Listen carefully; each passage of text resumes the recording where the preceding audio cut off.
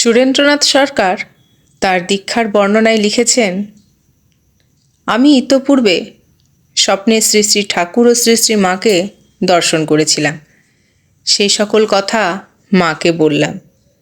মা ওই সকল কথা শুনে বললেন, ঠিক দেখেছ। অপর দুটি ভক্ত সম্বন্ধে মা জিজ্ঞেস করলেন, এদের কি ইচ্ছে? আমি বললাম, মা তোমার কাছে এসেছে দীক্ষার জন্যে, এখন তোমার যা ইচ্ছা। মা বললেন, বেশ, কাল সকালে স্নান সেরে এসো।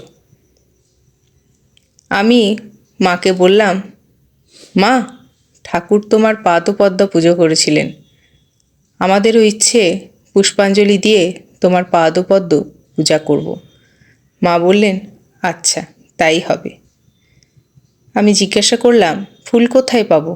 মা বললেন, এরা জোগাড় করে দেবে। আমরা প্রণাম করে বাইরের বাড়িতে এলাম।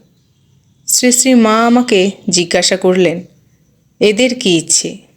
কিন্তু আমার নিজের সম্বন্ধে কোনো কথাই তুললেন না। মায়ের কাছ থেকে চলে আসবার পর আমার একটু চিন্তা হলো। ভাবলাম, মায়ের যা ইচ্ছা তাই হবে, আমি নিজে বলবো না। পরদিন আমরা স্নান করে পুষ্পাদিসহ প্রস্তুত হলাম মায়ের কাছে। আদেশ হলো, এক একজন করে এসো। আমিই প্রথম গেলাম। পূজাদি সাঙ্গ করে মা বসে আছেন। আমি প্রবেশ করলে বললেন, ঠাকুর তোমাকে যা দিয়েছেন তা তুমি করবে, আমিও তোমাকে কিছু দিচ্ছি, এই বলে মহামন্ত্র দিলেন। পরে শ্রীপাদপদ্ম পূজা করলাম। মা দাঁড়িয়ে পুজো গ্রহণ করলেন। আমি বললাম, মা আমি তো মন্ত্রতন্ত্র কিছুই জানি না।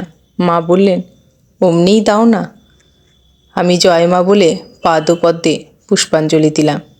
একটি ধুতরা ফুল ছিল। মা বলেছিলেন, ওটি দিও না, ও শিবের পুজোয় লাগে। মায়ের জন্য কাপড় নিয়ে গেছিলাম, সে কাপড়খানি আর একটি টাকাও দিলাম। টাকা দেওয়াতে মা বললেন, তোমার টানাটানি অভাব, আবার টাকা কেন? সাংসারিক অভাব সম্বন্ধে তো কোনো কথাই হয়নি, অথচ দেখলাম মা সবই জানেন। আমি বললাম, এ তো তোমারই টাকা, তোমাকেই দেওয়া হচ্ছে। আমাদের পরিশ্রমে যা কিছু আসে তার সামান্যও যদি তোমার সেবায় লাগে আমরা ধন্য মনে করি। মা বললেন, আহা কি টান গো, কি টান।